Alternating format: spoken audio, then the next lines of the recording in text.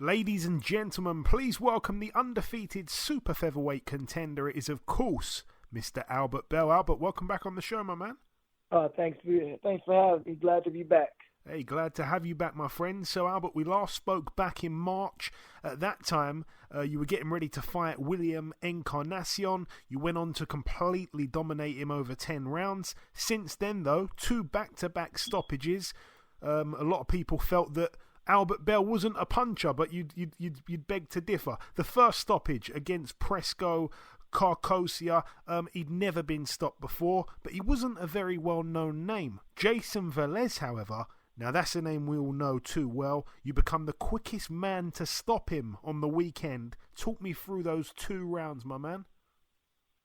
First off, the Encarnacion fight. He was a tough guy, you know what I mean? But I went there, did my thing. I would have stopped him too. I put him down in the second round. And after that, he just went to survival mode and started doing a lot of dirty tactics. So he just did whatever he could do to survive. But I would have got him out of there too.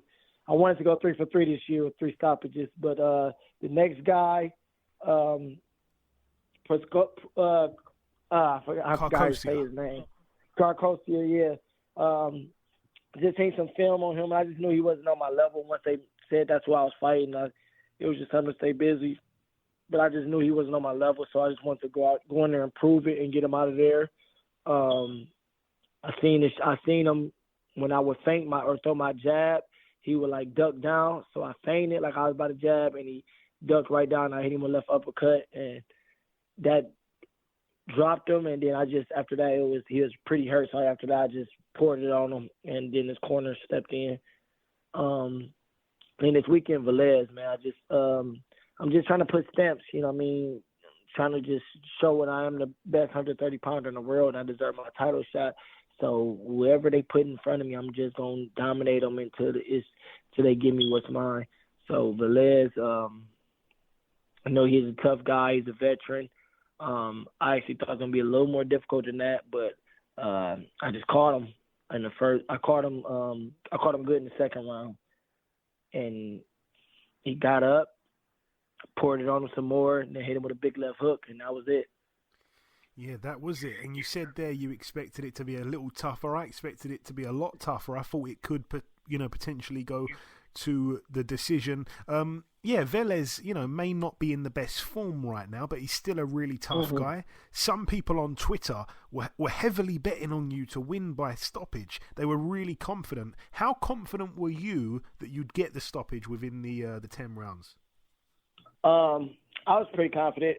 I thought I'd get him around 6 or something like that. Like, my hands are really healthy right now, and that was the only thing that was setting me back. I always could punch, I always could hit. I either drop or hurt everybody I fight. Like, I'm going to drop you or I'm going to hurt you. Can I finish?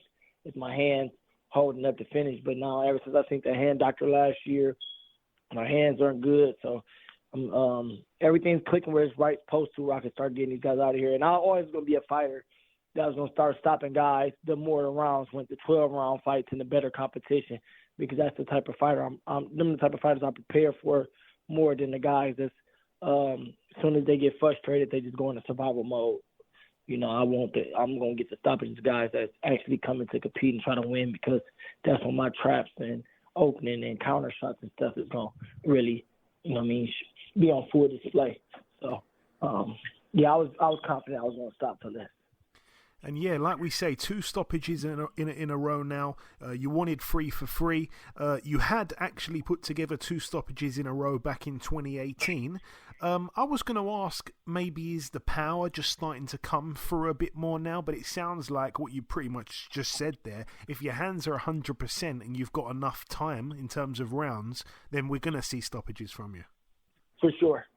I'm grown man, a full grown man now, so everything's just, like I say, everything's just coming in at the right time for me, I believe. It's all God's plan. That's how he wanted it. That's how he mapped it out. So it's all just coming full fruition for me. Excellent, man. And it's a really big 7 days for you because you just fought on the weekend. Now, in just a matter of hours, we're going to see the WBO super featherweight title contested for between Emmanuel Navarrete and Robson Conceicao. You're ranked number 1. You should get a shot at the winner or maybe a vacant shot if one of them decides to vacate and move up. How do you see their fight going? And I'm sure you're going to be tuned in. Yeah, I'm definitely tuned in. I just finished watching the weigh-ins, actually, right before I got on the phone with you. I was watching the weigh-ins. I see it, Conceicao, I can see he fights the same way pretty much. He comes out just so hard, like, not, I wouldn't say wild punches, but they're kind of like looping like shots. But I know he always throw hard. He try to move and box a little, kind of. And, Navarrete is coming with his unpredictable style, so Navarrete could get caught with a big shot or something like that, but that's the only really chance I give Conceicao in this fight for real. Is like a puncher's chance, but I think Navarrete goes there and he should have a successful defense. Yeah, I agree. I think it's going to be a good one, though. It always is with Navarrete. If Navarrete were to win like we both expect him to, are you expecting him to vacate? Yeah, I'm expecting him to vacate. I think he's going to go up. I think he's going to try to fight Shakur Stevenson if he wins. So I kind of think he'll go up. And then, yeah, you would get the shot at the vacant title. And am I right in saying, and it seems like a bit of a mess. Obviously, Archie Sharp's a good friend of mine. He's gone down to 3rd now. Liam Wilson, I think, is number 2. So I'm right in saying it would probably be you and Liam Wilson for the vacant title. I really don't know. I think it might be me and Archie Sharp, though. I don't know. I know we had agreed to it. We had a network in place that was going to put it on and all that because we were going to do it for the intern. But they just told us to hang on because Navarrete was about to fight and he might be going up. So they just said hang on for a second to see and then come back to the drawing table. And then if he goes vacant, then we'll figure out who I'm fighting, whether it's Liam Wilson or Archie Sharp or whoever, one of these guys in the top 5. I'm not 100% sure how it's going to work.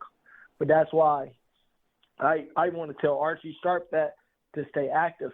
So I was going to message him, just some advice to, stay active and take a fight or something, to improve your ranking or try to so you can stay in the tops because it's like it is like a mess. So that's what I'm doing. I'm not letting nobody jump me in the rankings.